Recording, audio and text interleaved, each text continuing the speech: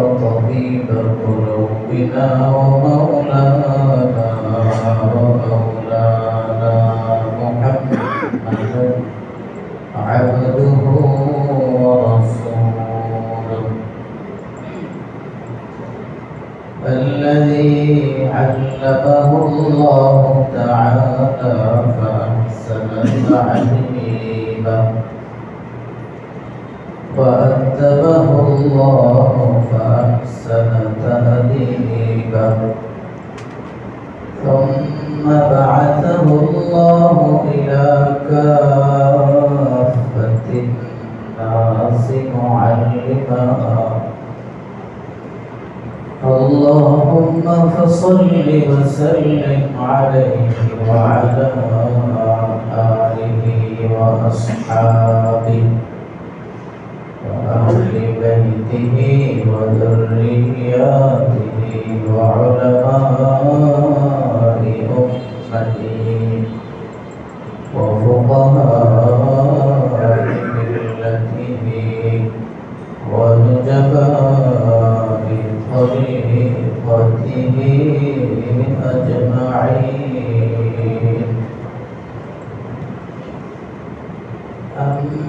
أما بعد فأعوذ بالله من الشيطان الرجيم بسم الله الرحمن الرحيم وذكر فإن الذكرى تنفع المؤمنين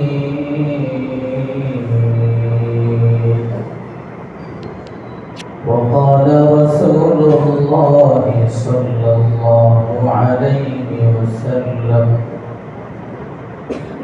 إذا قضى أحدكم صلاته في مسجده فليجعل لبيته من صلاته خير فليجعل لبيته من صلاته فليجعل نصيبا من صلاته في بيته فإن الله جاعل في بيته من صلاته خيرا أو كما قال رسول الله صلى الله عليه وسلم آمنت بالله صدق الله مولانا العظيم وصدق رسوله النبي الأمي الكريم ونحن على ذلك لمن الشاهدين والشاكرين الحمد لله رب العالمين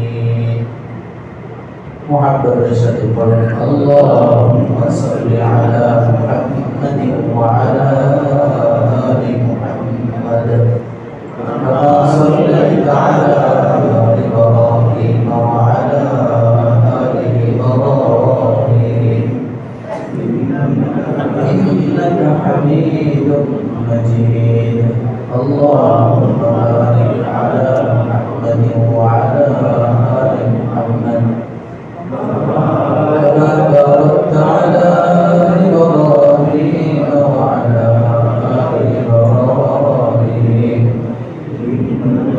إنك حميد مجيد لا إله إلا الله لا إله إلا الله لا إله إلا الله لا إله إلا الله لا إله إلا الله لا إله إلا الله لا إله إلا الله لا إله إلا الله لا إله إلا الله لا إله إلا الله لا إله ইল্লাল্লাহ লা ইলাহা ইল্লাল্লাহ লা ইলাহা ইল্লাল্লাহ মুহাম্মাদুর রাসূলুল্লাহ সাল্লাল্লাহু আলাইহি ওয়াসাল্লাম আল্লাহু হাদিরিন আল্লাহু নাযিরিন আল্লাহু শাহিদিন আল্লাহু মাঈন तेरे सिवा महबूब हबीबी कोई नहीं है कोई नहीं अब तू रहे बस तादम आखिर वर्द ज़ुबान ऐ मेरे इलाह अल्लाह अल्लाह अल्लाह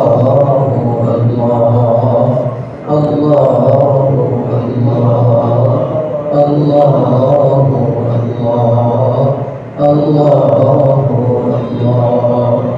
अल्लाह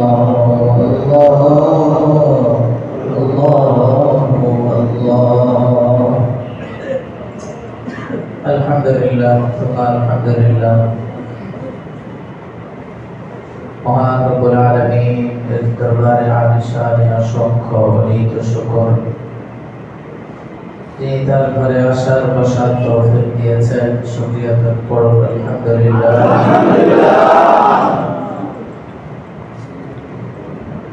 পরিবেশের একটা মূল্য অনেক বেশি পরিবেশ যত বেশি সুন্দর হবে তত বেশি পরিবেশের আওতাভুক্ত মানুষগুলো তত সুন্দর হবে সবচেয়ে সুন্দর পরিবেশ আল্লাহর ঘর সুন্দর পরিবেশে এসে আল্লাহকে পাওয়ার জন্য কিছু আলোচনা করার সুযোগ দিয়েছেন আল্লাহ শুকর আলহামদুলিল্লাহ এরপর সবচেয়ে সুন্দর পরিবেশ মাদ্রাসা চারপাশে দেয়াল ভেতরে মসজিদ মাদ্রাসা আর ছাত্ররা পড়ে আল্লাহ আল্লাহ রাসূল এই পরিবেশের তাকা যায় অনেক পরিবেশহীন মানুষগুলো পরিবেশ ওয়ালা হয়ে যায় যারা দিন বুঝে না দিন জানে না তারাও পরিবেশের তাকা যায় পরিবেশের টানে অনেক সুন্দর মানুষে পরিণত হয় এজন্য মসজিদে আসলে একটা পরিবেশ আমরা সুন্দর পাই ভালো লাগে আসলেই মন চায় যে দুই চার রাকাত নামাজ পড়ি আসলে মন চায় একটু দোয়া মুনাজাত করি আসলে মন চায় একটু সিজদা করি আসলে মন চায় একটু রোজাদারি করি আল্লাহকে ডাকি একটু ভালো লাগে এটা পরিবেশের নিয়ামত এটা অনেক বড় দৌলত আল্লাহ প্রদত্ত যারা এই পরিবেশের আওতাভুক্ত হয়ে গেছে তারা কামিয়াব তারা কি ভাই فمن زحزح عن النار وأدخل الجنة فقد فاز وما الحياة الدنيا إلا متاع الغرور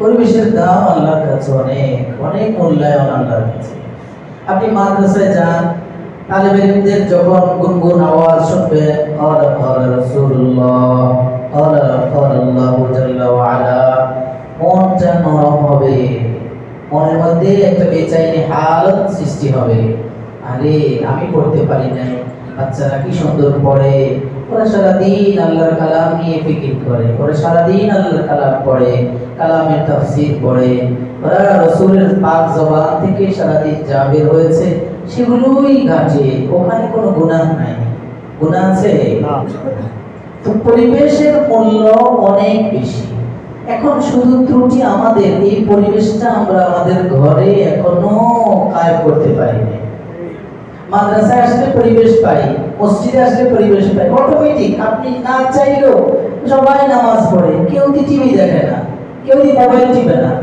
কেউ কোনো কথা বলে না শুধুই দিবে কেউ নামাজ পড়ে কেউ দোয়া করে কেউ সুবহানাল্লাহ পড়ে এই একটা পরিবেশে আপনাকেও পরিবেশ ওয়ালাদের সাথে যুক্ত করে দেয় চলো তুমিও একটু 2-4 রাকাত পড়ো, ইচ্ছা না থাকলেও 2-4 রাকাত পড়ো।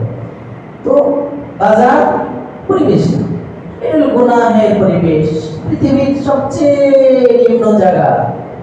আবগাযুল বিলাদি ইলাল্লাহি আসওয়াকুহা, যে রাস্তার দুই ধারে জায়গা দোকান আছে ওইটার নামই বাজার। যে রাস্তার দুই ধারে কি আছে তাকে কি বলে? যদিও আমরা বউ বাজার একটা সীমানা দিচ্ছি, এখান থেকে ওখান পর্যন্ত বউ বাজার, এটা নির্দিষ্ট হয়ে এটা একটা জায়গা, কিন্তু পুরো রাস্তার পাশে যদি জায়গা দোকান থাকে ওইটাকেই বাজার বলে। অতএব ওই জায়গাটা আমাকে পরিবেশ শিখাবে না, ওই জায়গাটা আমাকে আল্লাহর কথা স্মরণ করাবে না। আমাকে যেখানে গেলে, যেখানে থাকলে, যেই পরিবেশের সাথে সম্পৃক্ততা করলে আমাকে আল্লাহর কথা স্মরণ করবে, আল্লাহর কথা অটোমেটিক আমার কলবে আসবে। আমাকে এমন পরিবেশের সাথে নিজেকে মানাইতে হবে। দিনের জীবনের অনেক সময় তো চলেই গেছে, অনেক লম্বা একটা মেয়াদ, দীর্ঘ সময় তো শেষই হয়ে গেল, এখনো নিজেকে একটু পরিবেশের সাথে যুক্ত করতে পারি। এখনো আমাদের কাছে ভালো লাগে পরিবেশহীন জায়গাগুলো, এই জন্য সময় ভালো লাগে না, বস চলো একটু বাজার থেকে ঘুরে আসি, এটাই বলে, বলে কি বলে না, চলো একটু চা খেয়ে আসি, চার দোকানে একটু আড্ডা মেরে আসি। আমাদের পরিবেশটা চিনতে ভুল হইতেছে, আমরা ভুল বুঝতেছি যে আমাদের মজার জায়গা কোনটা, খারাপ জায়গা কোনটা, এটা এখনো বুঝি না। এই সেই হাদিস তো বহু শুনেছেন, আমার মুখে এখানে অনেক শুনেছেন, আরো বহু ওলামা ইকরামের জবানে শুনেছেন। সবচেয়ে প্রিয় দামি জায়গা মসজিদ, সবচেয়ে অপছন্দের জায়গা আল্লাহর দৃষ্টিতে বাজার। তাহলে আমি অপছন্দের জায়গায় কেন এত সময় নষ্ট করব? আমি যেটা বলতে শুরু করেছিলাম যে পরিবেশ, পরিবেশে আপনি নিজে বড় হন, আপনার সন্তানরা আপনাকে দেখে বড় হবে। পরিবেশের সাথে মিলিয়ে যদি আপনি নিজের ঘরটাকে, মসজিদ যেমন একটা পরিবেশ, বাজার আরেকটা পরিবেশ, মাদ্রাসা আরেকটা সুন্দর পরিবেশ, মাহফিল হচ্ছে একটা সুন্দর পরিবেশ, কোরআনের আসর চলছে, তাবলীগওয়ালারা তালিম করতেছে, জিকির করতেছে, এক এক সাথে এক এক পরিবেশের সাথে যখন আপনি এমন একটা পরিবেশ যদি নিজেকে পরিবেশের সাথে লাগাই দিতে পারেন, অটোমেটিক আপনি ওই পরিবেশওয়ালা হয়ে যাবেন, দেখবেন ভালো লাগবে। আমি যেটা গত জুমায় শুরু করেছিলাম যে ঘরগুলো পরিবেশওয়ালা বানানো, ঘরগুলো আজকে অন্ধকার, ইয়ামে জাহিলিয়াতের নমুনায় উত্তীর্ণ হচ্ছে। ধীরে ধীরে আমাদের ঘরগুলো থেকে কোরআনে পাকের তেলাওয়াত দূরে সরে যাচ্ছে। ধীরে ধীরে ঘরগুলো থেকে সকালবেলা মা বোনরা ওই যে ফজরের আগে উঠে যাইতেন, উঠে যে তারা তাহাজ্জুদ পারলে পড়তেন, না হয় কমপক্ষে নামাজটা নিজে পড়ে স্বামীকে উঠাইয়া দিতেন, সন্তানদেরকে উঠাইয়া দিতেন। সেই জিনিসগুলো দিন দিন সমাজ থেকে উঠে যাইতেছে কিনা, কথা বলেন? এখন সেই পরিবেশগুলো নাই, না থাকার কারণে আজকে আমাদের বাচ্চারা ওরা ওই শিখে কি কার্টুন ছবি। বাচ্চার বাবা যদি হঠাৎ করে চেষ্টা করে যে মুহূর্তের মধ্যে ঘর থেকে দেয়ালে যে 24 ইঞ্চি না কত ইঞ্চি একটা থাকে, ওই গুনাহের আসর জমে যেখানে, ওটা সরাই এই বাচ্চা আরেক ঘরে চলে যাবে। এই জন্য ফালাইয়া দিল, ভেঙে ফেললো, আবার আনতে বাধ্য হয়। কেন? উনি পরিবেশ কায়েম করতে পারে নাই, উনি এখনো ঘরের পরিবেশ না কায়েম করেই ঠাস করে সরাই দিলে, এই জন্য বাচ্চারা এখন কারণ দেখতে আরেক জায়গায় যায়। না প্রিয় ভাই, আপনার উচিত ছিল ঘরটাকে সাজানোর জন্য, ঘরটাকে সুন্দর করার জন্য সেই ঐতিহ্য, পুরনো ঐতিহ্য, যেটা কিয়ামত পর্যন্ত ঐতিহ্য, যেটা মডেল উম্মতে মুহাম্মাদের রাসূলুল্লাহ সাল্লাল্লাহু আলাইহি ওয়াসাল্লামের জীবন থেকে শিখা, সাহাবাদের জীবন থেকে শিখা, সাহাবারা শিখিয়েছেন। আমাদের আম্মাজানদের ঘরে কি অবস্থা ছিল, আমাদের রাসূলের মেয়েদের ঘরের কি অবস্থা ছিল, নবীজির জীবনের অবস্থাটা কেমন ছিল, তিনি ঘুম থেকে কখন উঠতেন, এটা তার পরিবারের লোকজন দেখছেন কি দেখেন নাই? তিনি ঘুম থেকে ওঠার পর কি করতেন দেখেছেন কি দেখেন নাই? তা আপনিও যদি আপনার পরিবারকে শিখাইতে চান, হঠাৎ করে আপনি এলোমেলো অগোছালো হঠাৎ করে একেবারে সব পাক্কা হয়ে যেতে চান, সম্ভব? এই জন্য আগে আপনাকে ঘরওয়ালাকে, ঘরের যিনি ঘরওয়ালি এবং ঘরওয়ালা স্বামী স্ত্রী আব্বা আম্মা, তাদেরকে আগে সুন্দর করে জীবনটাকে গোছাইতে হবে। বাচ্চারা দেখবে আমার বাবা টিভি দেখে না, টিভি দেখা পচা বলতেছে, তা আমিও দেখবো না। আমি আমার কথাই বলি, আমার বাচ্চারা এই মোবাইলটা পর্যন্ত আলহামদুলিল্লাহ যদি কখনো ভুলে ওদের হাতে পৌঁছেও, যখন বাবা মা দেখবে এই ভয় 1 সেকেন্ডেও ছেড়ে দেয়, দেখে তো দূরের কথা, আলহামদুলিল্লাহ। একটু পরিবেশ তৈরি করতে হবে। তাহলে আপনি আপনার বাচ্চাকে অনেক কিছু আশা করেন বাচ্চাকে দিয়ে, কিন্তু আপনি তো বাচ্চার হাতে বড় বড় মোবাইল তুলে দিলেন।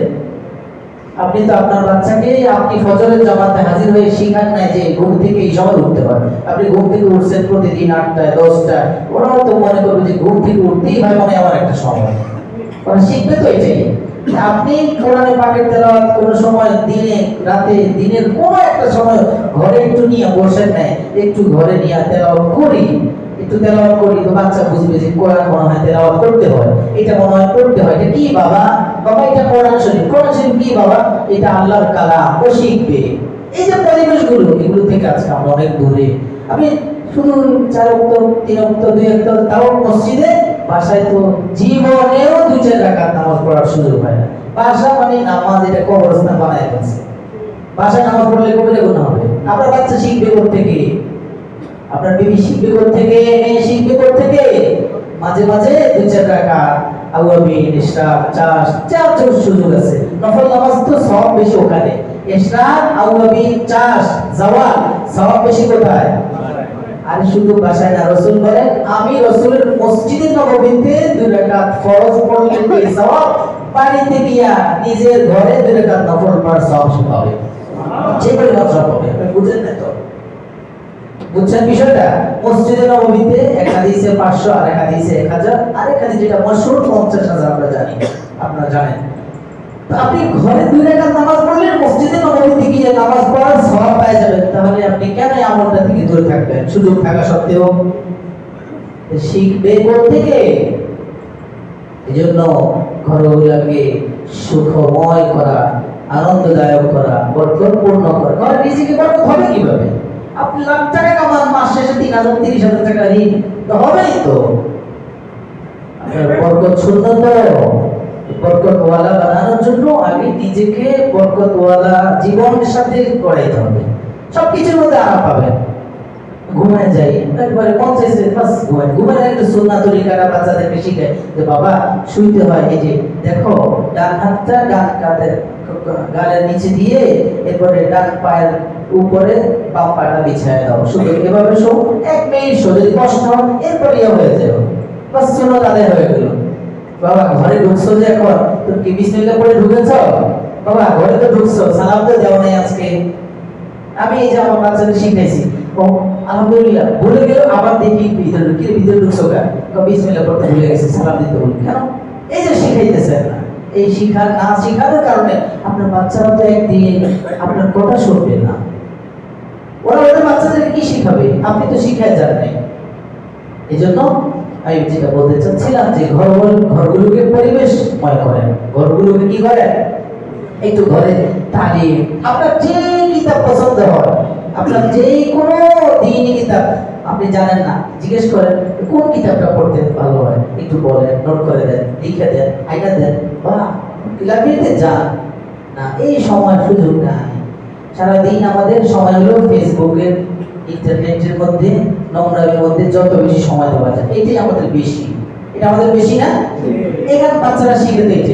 দেখ না বাচ্চা ওরে খাওয়াইতে হলে ওরা শিখেছেন আপনি কি ওই ফোন চালু করে দিয়ে গান, না হলে কিছু একটা ওই কার্টুন, না এলোমেলো যা আছে নাম চাই না, এলোমেলো যাই হোক, ও এখন খানা খাইতে গেলে ওই যে পরিবেশ সেটা শিখেছেন, এখন সে খানাই খায় না এটা ছাড়া। আপনি তো পারতেন, বাচ্চা খাবার খায় না, বাস তেলাওয়াত চালু, ওর হাতে ফোন দেওয়া যাবে না, তেলাওয়াত চালু করে উপরে রেখে দাও। দেখো মা আমার কি বলে, দেখো বাবা কি সুন্দর তেলাওয়াত, তো কানে বাজবে আর দিন দিন বড় হবে। কোরআনের মায়া, তার মায়া, কোরআনের ইলম তার ভিতরে, কোরআনের নূর ধীরে ধীরে তার ভিতরে ঢুকবে। ঢুকবে কি ঢুকবে না? ঘরগুলোকে গোছাবো ইনশাআল্লাহ। তো বলছিলাম যে ঘরগুলোকে বরকতপূর্ণ করার জন্য, আরামদায়ক করে তোলার জন্য, ঘরে বরকত আসার জন্য অনেকগুলো মাধ্যম কোরআন হাদিসে পাওয়া যায়। মুফাসসিরিন কেরাম বলেন, মুহাদ্দিসিন কেরাম উল্লেখ করেছেন কিতাবে যে ছড়ানো ছিটানো অনেক আমল।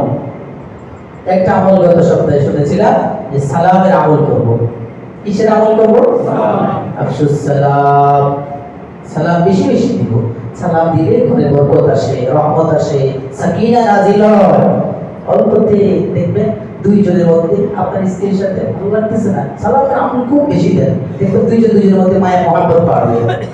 আপনার সন্তান কথা শুনে না, ও আপনার দিকে তাকায় না, আপনি দেখো আসসালামু আলাইকুম, আর কি আমার আব্বা আমাকে সালাম দিতেছে, এখন কি হলো, ওই ছেলে এক দরজা দিয়ে বের হয়, বাবা আরেক দরজা দিয়ে বের হয়, বাবা বের হবে এখন, তো ছেলে আর বের হয় না, ও দূরে থাকে, বাবার চোখে চোখে পড়ে যাবে না। রে ভাই, আপনার ছেলে তো এই পৃথিবীর আপনার সবচেয়ে প্রিয় বন্ধু, আপনার ছেলে, ছেলেকে এমন করে তুলে যে ও গোপনে একেবারে চূড়ান্ত গোপনীয় বিষয়গুলো যেন আপনাকে বন্ধু হিসাবে বলতে পারে। পৃথিবীর বুকে আব্বা আম্মা ছাড়া কোনো বন্ধু আপন হতে পারে না। রাসূল বলছেন, কাউকে বন্ধু একেবারে গভীর বানায় ফেলো না, মনের ভিতর থেকে বলে ফেলো না, আবার কারোর সাথে এত বেশি শত্রুতা এটাও করো না। কেন ইয়া রাসূলুল্লাহ? তো বেশি বন্ধুত্ব করলাম, একদিন আসবে ওর সাথে তোমার কাটাকাটি হবে, তখন তোমার ভেতরে যা বলছো সব বলে দিবে। আরেকজনকে একেবারে দুশ্মন হঠাৎ করে তার সাথে তোমার সম্পর্ক হয়ে গেল, তখন দেখা হলেই মনটা লজ্জা লাগবে, আচরণটা করছি। এই জন্য সন্তানকে আগে আপনাকে বোঝাতে, আমি তোমার আপন, আমি তোমার বন্ধু। মায়ের সাথে সন্তানের সম্পর্কটা ভালো না, মাকে দেখলে একটু আদর, একটু মহাব্বতের নজরে, শফকাতের নজরে দেখলে, বাবাকে দেখলে যে হজের সম্পদ, এই আমলটাও শিখার না। বাবা দেখো, রাসূল বলছেন, আব্বা আমার দিকে তাকালে একটা হজের, শুধু হজের না, কবুল হজের কবুল উমরার সওয়াব পায়। তুমি কি আজকে সারাদিন তোমার আব্বা আমার দিকে, ওর মা বলো যে তোমার বাবার দিকে, বাবা বলো যে তোমার মায়ের দিকে আজকে একবারও নরম দৃষ্টিতে, শফকাতের দৃষ্টিতে, মায়ার দৃষ্টিতে তাকাইছো? আচ্ছা বাবা, তোমার আব্বা নাই, কবরে শুয়ে আছে, কতদিন হয়েছে কবরের পাশে যাইতে পারো না, একটু যাও কবরের পাশে থেকে ঘুরে আসো। এগুলো হলো সন্তানকে শিখাইতে হবে। এই জন্য প্রিয় ভাই, ঘরগুলোকে সুন্দর করার জন্য আপনার সন্তানের সাথে সন্তানকে আপনার আপন বানান। যে ছেলেরা আসলে ওই চলাফেরা পরিবেশ না থাকার কারণে, আর পরিবেশ হওয়ার কারণে ওরও ওইভাবেই উল্টো পড়া হয়। বাস এখন বাবার সাথে কি সম্পর্ক হতে হবে এটা জানে না। শ্রদ্ধা, ভক্তি, বাবাকে সম্মান দিতে হবে, বাবাকে দেখলে সালাম করতে হবে, বাবার সামনে কাছুকুচু হয়ে হাঁটতে হবে, থাকতে হবে, বাবার সামনে নিজেকে একেবারে বিনয় করতে হবে। এটা ইসলামের শিক্ষা। বাবার সামনে নিজে যত বড় আল্লামা হন না কেন, বড় মুফতি হন না কেন, যত বড় ডক্টর হন, বাবা উনি বাবা, বাবা উনি যতই বড় কৃষক হোক না কেন, উনি বাবা তোমার, ওনার সম্মান তোমার মাথার উপরে। এই জন্য সালাম দিব, যার সাথে যা ভালো লাগতেছে না আপনি ওরা বেশি করে সালাম দেন। আপনার বিবি একটু মন ভালো সালাম দেন বেশি করে। আপনার ছেলেটা কথা শুনে না, আসসালামু আলাইকুম আব্দুল্লাহ কেমন আছো, ও কথা বলে না, আপনি নাম ডাকেন। আপনি যদি গম্ভীর হয়ে যান, ছেলেটা আপনার থেকে সরে যাবে, তো আরো সরে যাবে, বিরক্তি হয়ে আসবে। একদিন এই ছেলে আপনার কালো হয়ে দাঁড়াবে। মেয়ে এলোমেলো চলে, মা একটু কোরআন শরীফ পড়েছ আজকে? আচ্ছা মা, পড়তে পারো নাই, 2 রাকাত নামাজ পড়ো। কত গুনাহ হয়েছে জীবনে, কি কোনোদিন আপনি একজন বলতে পারবেন যে আমি আমার বিবিকে বলেছি, বিবি সাহেবা তোমার বয়স 40 হয়ে গেছে, 30 হয়ে গেছে, অনেক বয়স হয়েছে, জীবনের অর্ধেক তো শেষ, কোনদিন তো আল্লাহর কাছে একটু রোনাজারি করো নাই মন ভরে? চলো আজকে আমরা দুইজনে, অথবা তুমি আজকে শুক্রবার হলো, আর তুমি এক কোণায় আমি এক কোণায়, তুমি এক রুমে আমি এক রুমে, আমরা দুইজনে কান্নাকাটি করবো, দুইজনে একসাথে বসে দোয়া মুনাজাত করি। এমন তো হয় নাই। আমি তো আলহামদুলিল্লাহ বলি, উনি আমারে বলেন যে তেলাওয়াত করতে বসছি, তো আমি তেলাওয়াত করতে বসছি, তুমি বলবা না? আমার আগে বসে যান, বা আমি দেখলে আমার থেকে দেখে বসি, বা আমি অনেক সময় তাকে দেখে বসি। আপনারা কেমন করতে পারবেন ইনশাআল্লাহ? অনেক বরকত হবে, ঘরে ঘরে সুন্দর আসবে, ঘরের রহমত আসবে, ঘরের লোকদের প্রতি প্রেম, ভালোবাসা, মহব্বত বাড়বে ইনশাআল্লাহ, ইনশাআল্লাহ, ইনশাআল্লাহ। আল্লাহ আমাদের তৌফিক দান করেন। তাহলে বলছিলাম একটা আমল সালাম, একটা আমল কি ভাই?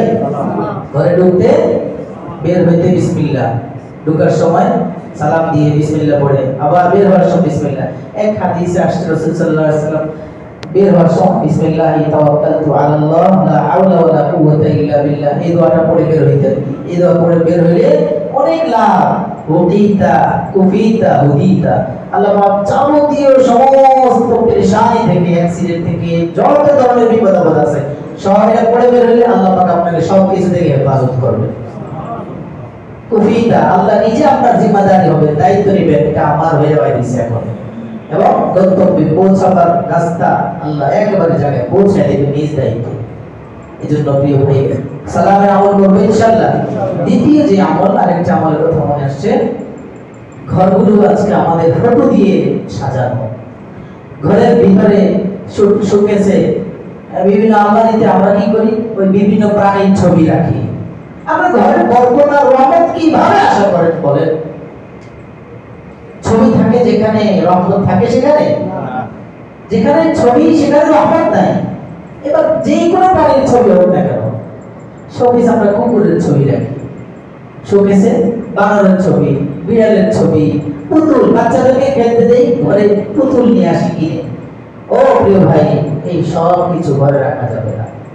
ঘরে দেখা যায় নিজের ছবি, এটাকে ল্যামার্নিং করে একবার ঝুলিয়ে দেয় পায়ে, আবার মৃত বাবা মার ছবি ঝুলিয়ে দেয়, কারণ বাবা মার কথা মনে হবে না। রে ভাই, এই তরিকা তো ইসলাম স্বীকার করে না, এই নিয়ম তো রাসূলুল্লাহর সুন্নাতের বহির্ভূত।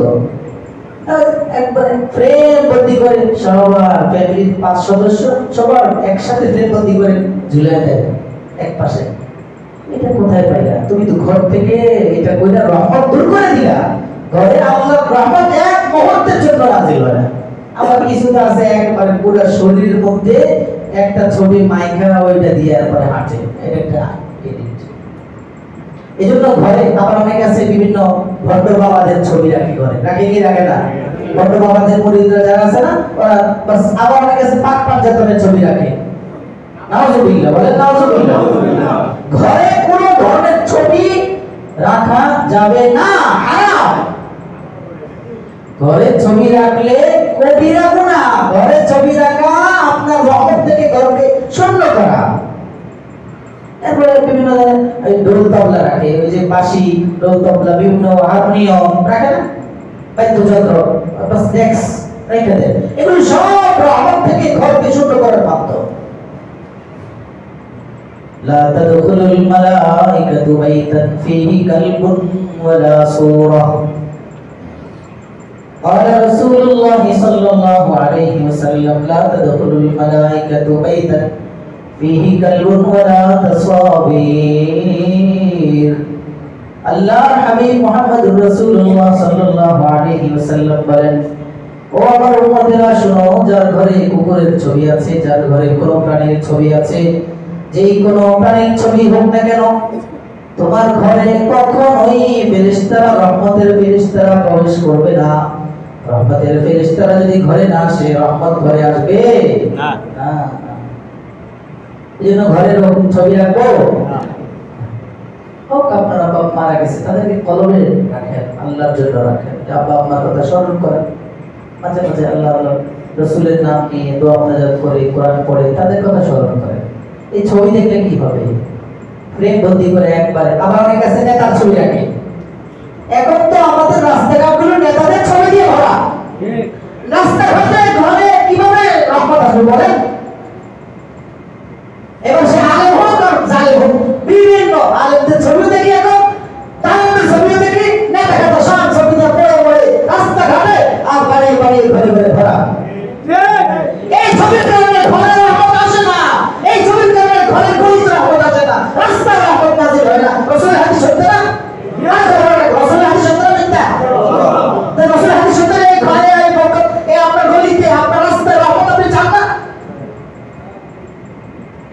কোন দেশে বাস করি আল্লাহ সবাই হেদায়েত দান করেন, আমিন। এগুলো কি মানে সন্দেহ লাগতেছে? কথাটা বলতেছি যে রাসূল বলেছেন ফেরেশতা আসবে না রহমতে, সন্দেহ আছে? তো সন্দেহ না থাকলে যেটা রাসূল নিষেধ করছে, যেটা করলে আমি রহমত থেকে দূরে যাব, ওটা পকেটে কেন? ওটা আমার স্টিকার হিসেবে আমার ছবি আমার গায়ে কেন? ওটা আমার গেঞ্জিতে কেন? পিঠে দিয়ে আর কি পুরুষের ছবি আঁকা, বুকে আরেকটা ছবি, আরে বুকে থাকবে আল্লাহ আল্লাহ রাসূলের মহব্বত। ছবি রাখবে কোথাও? ছবি হারাম, ছবি আশাদুন নাসি বালান আশাদুন নাসি আযাবান ইয়াউমাল কিয়ামাতি আল মুসাফিরুন। কিয়ামতের ময়দানে সবচেয়ে ভয়ঙ্কর শাস্তি কাদের হবে? রাসূল বলেছেন তো আশাদুন নাস, সবচেয়ে ভয়ঙ্কর শাস্তির আওতাভুক্ত হবে ওরা যারা চিত্রায়ন করে, যারা ছবি তোলে, ছবি আঁকে, ছবি করে বিনা প্রয়োজন। এটা কোনো প্রয়োজন? আপনি উমরা করতে যাবেন, আপনাকে উমরা ফটো দেওয়া ছাড়া, ছবি দেওয়া ছাড়া যদি দিবে না, সেটা প্রয়োজন, ওটা তারা বুঝবে। আপনি রেজিস্ট্রি করবেন, ছবি লাগবে, প্রয়োজন। এমন প্রয়োজন তো শরীয়ত আপনাকে নিষেধ করে নাই, করছে? বিনা প্রয়োজনে ছবি রাখা নিজেকে রহমত থেকে দূরে সরানো। এবার যেটা ঘরে হোক, ঘরের সামনে হোক, দরজার সামনে হোক, ব্যানারে হোক, যেখানে হোক, গলিতে রাখবেন, গলি রাখবেন শূন্য হবে। দোকানে রাখবেন, দোকান বরকত শূন্য হবে, রাহমত শূন্য হবে। আমার কথা কষ্ট লাগতেছে? রাসূলকে জিজ্ঞেস করেন তাই। আল্লাহ আল্লাহ আল্লাহ আল্লাহ আল্লাহ মাফ করে দেন। রাসূল কি বলছেন জানেন? আমানি রব্বি আন আমহাকাল মাযামিন। পৃথিবীর বুকে যত বাদ্যযন্ত্র, ঢোল, তবলা, বাঁশি, হারমোনিয়াম যা আছে, ড্যাক্স ম্যাক্স যা আছে, এগুলো সব ভেঙে চুরমার করে পানির সাথে মিশাবার জন্য আল্লাহ আমাদের পৃথিবীতে পাঠিয়েছেন নবী বানিয়ে। কিন্তু আমাদের ছেলেদের কাছে এখন গানের বাদ্যযন্ত্র, বিভিন্ন সুর, গান শোনা, গান শুনতে শুনতে বাচ্চারা ঘুমায়। শিখছে আপনার থেকে। আপনি কি ঘরে কোরআন শুনতে শুনতে ঘুমান নাই কোনোদিন? অথচ এক হাদিস আসছে জানে না, এই সব পারে জানা সত্ত্বেও আজকে বলবো না, এক সেকেন্ড ভুলে যাবে, নাহলে একদিন তো ব্যবহার করবে না।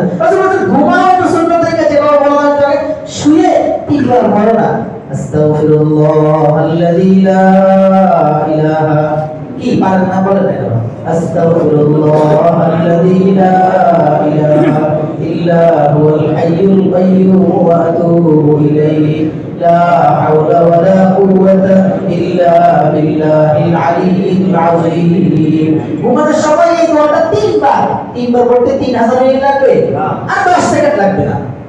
তিনবার পড়ো, জীবনের গুনাহ যদি ফেলা পরিমাণ হয় সমুদ্রের পৃথিবীর শুরু থেকে আজ পর্যন্ত কিয়ামত পর্যন্ত যত ফোঁটা পৃথিবীতে বৃষ্টি পড়েছে, এই ফোঁটার চেয়ে তোমার গুনাহ বেশি হয়, বালু কণা থেকেও বেশি হয়, কঙ্কর থেকেও তোমার গুনাহ বেশি হয়, আল্লাহ সবগুলো মাফ করে দিবেন।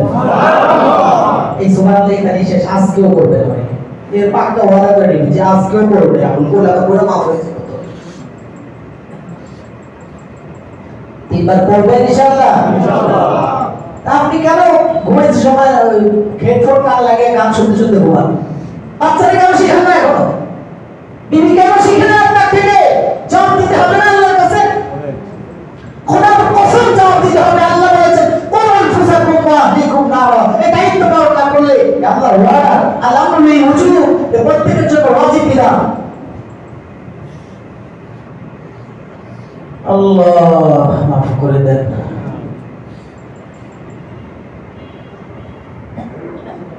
আল্লাহ কবুল করেন, আল্লাহ সহজ করে দেন। এই ভাই দোয়া করতে হবে। আপনারা দোয়া থেকে দূরে ইমাম সাহেব আল্লাহুম্মা আমিন করে আপনারা আল্লাহুম্মা আমিন শেষ। এই কি হইল? আপনি আপনার আবেগ তো আল্লাহর কাছে একটু সময় নিয়ে বলেন না। আপনি সারাদিনে 10টা মিনিট একটু আল্লাহর সাথে গোপনে কথা বলেন, মুনাজাত করে আল্লাহর সাথে কথা বলা। কোন বাচ্চাকে শিখাইছেন আপনার? 4টা-5টা ছেলে মেয়ে আপনার আছে, একটা বাচ্চাকে শিখাইছেন যে বাবা একটু দোয়া করো। আমি তো আমার বাচ্চাদেরকে শুক্রবারে এসে বলি যে বসো, ওই ছোট বাচ্চা কি বুঝে, 3-4 বছর হয়েছে, বাস শিখো। না হাত উঠায় আবার একটু দুষ্টামি শুরু করে, কেন শিখলো না একটু? ওরা আবার নিজে বলে বাবা দোয়া করার সময় হয়েছে তো, এই যে শিখে ফেললো তো, কামিয়াব তো আলহামদুলিল্লাহ। কোন সময় কি করতে হবে এটা পরিবেশ কায়েম করেন ঘরে, বাচ্চা ওই সময়টা করবে। বাবা আজকে তো ওইটা করা হয়নি, আমাদের সময় হয়ে গেছে, চলো বাস। আপনার বাচ্চা আপনাকে স্মরণ করবে। ঘরে ছবি রাখবো ইনশাআল্লাহ, বলেন ইনশাআল্লাহ। ঘরে রহমত চান, বরকত চান ইনশাআল্লাহ, তাহলে ঘরে ছবি রাখা যাবে না। আল্লাহ আরো বলি, কয়টা গেছে? 2টা। সালাম আরেকটা। হ্যাঁ, একটা হাদিস মনে আসছে, রাসূল সাল্লাল্লাহু আলাইহি ওয়াসাল্লাম বলেন, ওইটা বলছিলাম একটু আগে, হাদিস সামনে রেখে বলি, ইদা কাদা আহাদুকুম সালাতাহু ফি মসজিদিহি, যখন তোমরা মসজিদে নামাজ শেষ করে ফেলো, মানে ফরজ নামাজ শেষ, ইমাম সাহেবের সাথে নামাজ কি বাকি আছে? সুন্নাত নফল বাকি আছে, সুন্নাত এটা এমনি নফল হোক বা ইশরাকের আকারে নফল হোক, সুন্নাত অথবা আওয়াবিলের আকারে হোক, যার যে পদ্ধতিতে হতে পারে, বা আপনার মন চাইছে 2 রাকাত নফল। রাসূল ফরজ নামাজ যখন শেষ হয়ে গেল, ইদা কাদা আহাদুকুম সালাতাহু ফি মসজিদিহি, যখন তোমাদের মধ্যে কেউ, তোমরা যখন ফরজ নামাজ শেষ করে ফেলো ইমামের সাথে মসজিদে, ফালিয়াজাল মিন সালাতিহি ফালইয়াজআল নাসীবাম মিন সালাতিহি ফালইয়াজআল লিবাইতিহি নাসীবাম মিন সালাতিহি। মসজিদে নামাজ ৫ ওয়াক্ত ফরজ নামাজ শেষ হওয়ার পর তোমরা তোমাদের ঘরে নামাজ পড়ার জন্য কিছু নামাজ রেখে দাও। কিছু নামাজ বলতে কোন নামাজ? ফরজ নামাজ ছাড়া যত নামাজ আছে সবগুলোর কথা মুহাদ্দিসিনে কেরাম বলেন, সবগুলো নামাজের কথা এখানে উদ্দেশ্য। সেটা সুন্নতে মুআক্কাদা হোক অথবা সুন্নতে জায়েদা হোক বা যে কোনো নফল নামাজ হোক, সমস্ত নামাজগুলোর ব্যাপারে রাসূল বলেন তোমার বাকি নামাজগুলো তুমি ঘরের জন্য রেখে দাও। ফাইন্নাল্লাহা জাইলুন মিন সালাতিহি ফাইন্নাল্লাহা জাইলুন ফি বাইতিহি মিন সালাতিহি খায়রা। কারণ আল্লাহ রাব্বুল আলামিন তুমি যখন ঘরে গিয়ে 2-4 রাকাত নামাজ পড়বা, নফল পড়বা, ইশরাক পড়বা, ওয়াবিন পড়বা, চাশ পড়বা, নফল নামাজ সুন্নতে জায়েদা পড়বা, এর মাধ্যমে তোমার ঘরকে বরকতওয়ালা বানায় দেন যে মালিক, তার নাম কি? আল্লাহ। ঘরগুলোকে বরকতওয়ালা বানায় দেন নামাজের মাধ্যমে। এজন্য ঘরকে একেবারে কবরস্থান বানায় দিও না। কবরে তালা ধরে না, তো ঘরকে যদি কবর বানানো কেমন হবে? আজকে থেকে ঘরে কিছু কিছু নামাজ পড়বো ইনশাআল্লাহ। ঘরে বরকত আনার জন্য, রহমত আনার জন্য, সাকিনা নাজিল হওয়ার জন্য অন্যতম এক আমলের নাম হলো ঘরে নফল নামাজ। ঘরে কিছু কিছু নামাজ পড়বো ইনশাআল্লাহ। আচ্ছা, ফরজ নামাজ ছুটে গেছে, বাস এখন বিভিন্ন নিয়ে পড়েন যে তুমি সব আমি সব দুইজনে তো একই রকম, চলেন একজন একজনের মতি করি। বাচ্চাদেরকে নিয়ে দাঁড়ায় যান, বিবি পিছনে থাকবে আর সামনে থাকবে বাচ্চারা। আর যদি শুধু বিবি হয় তাকে পিছনে রাখবেন। আর যদি দুইজন পুরুষ হয় আপনি সামনে ডান পাশে রাখবেন, 4 আঙ্গুল পিছনে আরেকজনকে। নামাজ পড়েন ঘরে। মসজিদে বলতে তাই বলে নামাজ বাদ দিয়ে যেতে হবে করে ঘর কি নামাজ পড়া যাবে না?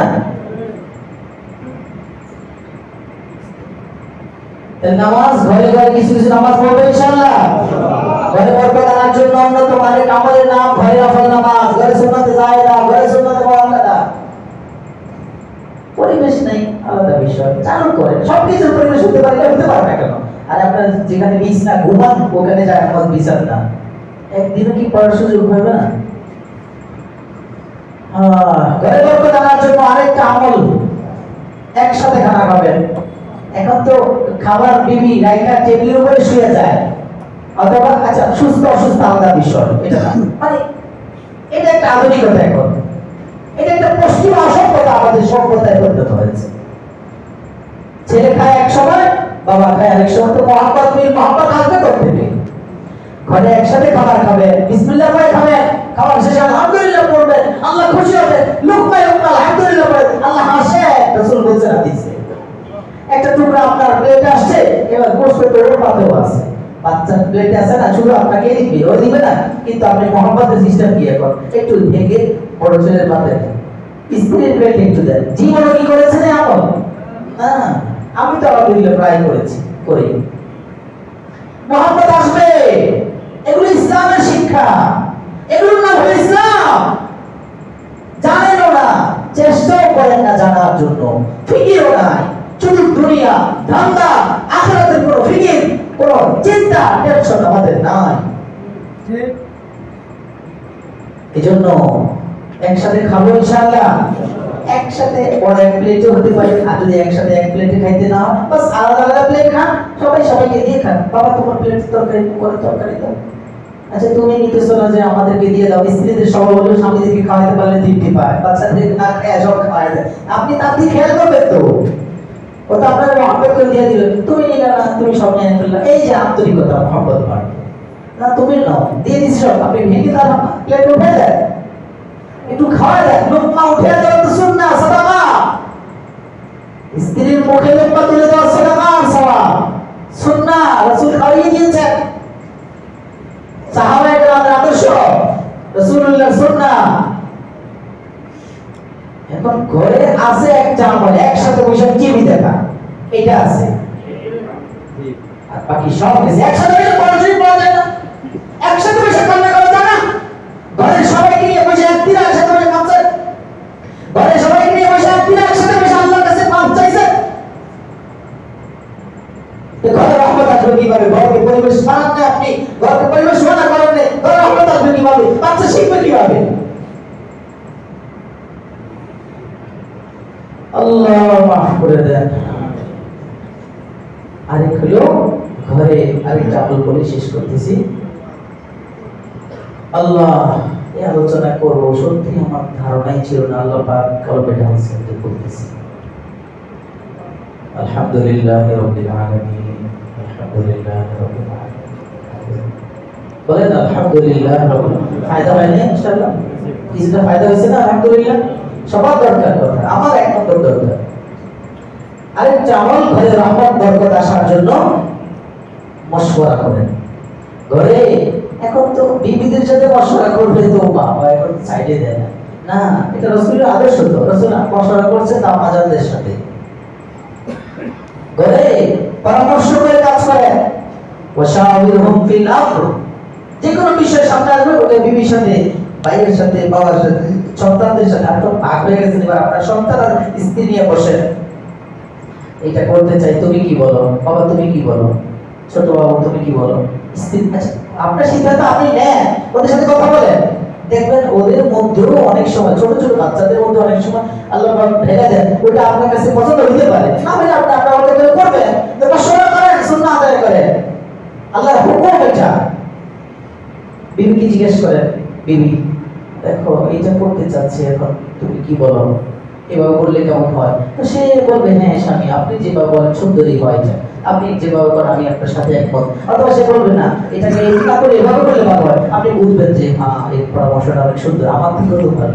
তো অনেক সময় দেখেছি যে আমার সিদ্ধান্ত থেকে আমার বিবির মশওয়ারাটা আমার কাছে ভালো লেগেছে, প্রাধান্য দিতে হবে। দেখি আল্লাহ বলেছেন শাওরিরহুম ফিল আমর, রাসূল সাল্লাল্লাহু আলাইহি ওয়াসাল্লাম মশওয়ারা করছেন না হুদায়বিয়া, হ্যাঁ হ্যাঁ সুলহে হুদায়বিয়া, তো ৬ষ্ঠ হিজরিতে রাসূল স্বপ্নে দেখছেন সাহাবাদেরকে নিয়ে ওমরা করতে যাবেন। গেছেন ৬ষ্ঠ হিজরিতে, ওইখান থেকে বাধা হলো, মক্কার লোকেরা বদমাইশগুলো দেয় নাই, সন্ধি হলো। এখান থেকে যাওয়ার সময় সবাই কুরবানির পশু নিয়ে গেছেন। এখন পশু নিয়ে যাওয়ার পরে শর্ত হলো ওটা হারামের মধ্যে গিয়ে ওমরা করতে হবে, পশু জবাই করতে হবে, মাথা মুন্ডাইতে হবে, কিন্তু ওমরা তো করতে দেয় নাই। তো রাসূল তো নিয়ে গেছেন সাহাবাদের, ১৪০০ সাহাবাদের কাফেলা নিয়ে গেছেন ওমরা করার জন্য। আল্লাহ মাফ করে দেন। এখন ওরা ওমরা করতে দিবে না, একটা সন্ধি হলো যে মুসলমানরা এবার ফিরে যাবে, আগামী বছর ওমরা করতে আসবে, কিন্তু পশু নিয়ে আসছে এবং হরম দুটোই তো করতে হবে। রাসূল অর্ডার করলেন সমস্ত সাহাবাদেরকে যে আমরা যার যার পশু কুরবানি করে ফেলো এবং প্রত্যেকেই মাথা হালাল করে ফেলো। কিন্তু সাহাবায়ে কেরাম একটা আবেগ নিয়ে গেছেন, দীর্ঘ লম্বা একটা সময় হিজরতের পর মদিনায় গেছেন, নিজের বাগভূমি মক্কা শরীফ দেখবেন, আল্লাহর ঘর দেখবেন, একটা আবেগ নিয়ে খুব খুশিতে ওমর রাদিয়াল্লাহু তাআলা ছিলেন, বকর রাদিয়াল্লাহু তাআলা ছিলেন, বড় সাহাবায়ে কেরাম সবাই ছিলেন, খুব আবেগ নিয়ে গেছেন ওমরা করার জন্য, কিন্তু তারা দিচ্ছে না ওমরা করার জন্য। এখন একটা জিনিস যখন বেশি আগ্রহ থাকে, ওটা যখন না হয়ে যায় তখন একটা শোক কাজ করেনি না, একটা জমে যায় তখন। তো না বলার পরে রাসূল যখন বলছে সবাইকে গরু জবাই করো, যার যার জবাই করে দাও আর হজম করে ফেলো, কেউ করতেছে না। এই ফার্স্ট রাসূলের আদেশ অমান্য করতেছে সবাই, মানে সবার রাসূল যে আদেশ করছেন এটা তাদের মাথায় কাজ করে না, অত বক্ক হয়ে গেছে, অত বিভ্রান্ত হয়ে গেছে যে কি হলো, কি হতে আসছি, কি করতে আসছি, কি হলো এখন মনের বাহিরে চলে গেছে। রাসূল যে ওয়াদা করতে যে তাদের ভিতরে ঢুকতেছে না, আসলে ওরা করবে তারপর যাবে। রাসূল কি বলতেছে যেন কেউ করে না। রাসূল মনটা খারাপ হয়ে ওখান আম্মাজানদের মধ্যে রাসূলের সাথে যে আম্মা ছিলেন উম্মে সালামা রাদিয়াল্লাহু তাআলা না, আল্লাহ রাসূল উম্মে সালামার তাবুতে গেলেন। ঢোকার পরে উম্মে সালামা রাদিয়াল্লাহু তাআলা দেখছেন চেহারা বড় খুব মলিন, মন খারাপ। ইয়া রাসূলুল্লাহ আপনার নুরানি চেহারা, ঝলমলে চেহারা, হাস্যোজ্জ্বল চেহারাটা মলিন, ভালো লাগতেছে না, কি হয়েছে আপনার? বিবির কি দয়া। এটাই হলো স্বামী স্ত্রীর বন্ধন, শিখেন এখান থেকে। রাসূল এবার খুলে বলেন এই হলো, এরা কেউ আমার কথা শুনতেছে না। এবার রাসূল আম্মাজানের পরামর্শ নিলেন। আম্মাজান বলেন ইয়া রাসূলুল্লাহ আমার একটা মশওয়ারা, সেটা হলো আপনার আদেশ ওরা অমান্য করতেছে এমন না, ওদের ওরা শোকাহত হওয়ার কারণে একটা আবেগ ভিতরে ছিল, এখন এটা জমে গেছে, যে কি বলতেছে এটা মাথায় কাজ করতেছে না ওদের। আপনি একটা কাজ করেন, আপনি আপনার পশুটা নিজ হাতে জবাই করে দেন, আর যেই সাহাবী দিয়ে আপনি হলো করেন ওই সাহাবীকে ডাইকে আপনার মাথা মুন্ডা দেখবেন, আপনাকে দেখে দেখে সবাই অটোমেটিক কাজ করে ফেলবে। মশওয়ারা রাসূল দিলেন আম্মাজান দিলে রসুল খুব খুশি হলেন, হ্যাঁ তোমার ফসল অনেক পছন্দ হয়েছে আমার, যে মতামত মন্ডাইলেন এবং এবারে একে একে সব সাহাবায়ে যার যার কাজ শেষ করে ফেললেন। এই যে মশওয়ারা আম্মাজান দিয়েছেন, এখান থেকে কি বোঝা যায়? স্ত্রীদের থেকেও মশওয়ারা নেওয়া ইসলামের শিক্ষা। যা বলেছি আল্লাহ এই কয়েকটা বিষয়ের উপর আমল করে আমাদের ঘরগুলোকে বরকতওয়ালা রহমতওয়ালা বানানোর তৌফিক দান করুন।